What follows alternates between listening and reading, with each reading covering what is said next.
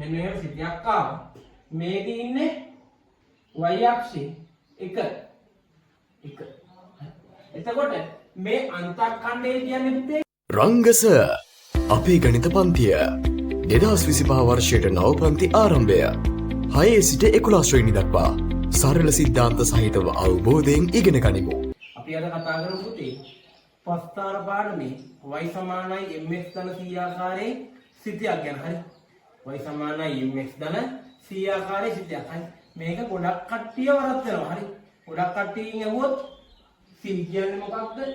m කියන්නේ මොකක්ද කියලා අහුවොත් කියන්නේ නැහැ. හරි. ඇයි? මේක ඒගොල්ලෝ තේරුම් අරගෙන නැහැ. හරි. මේක පුතේ y සමානයි mx ධන c කියන්නේ පුතේ සරල රේඛීය පස්තාරයක් තමයි ලැබෙන්නේ. හරි. සරල රේඛීය පස්තාරයක්. හරි. එතකොට ඒකේ c කියන්නේ පුතේ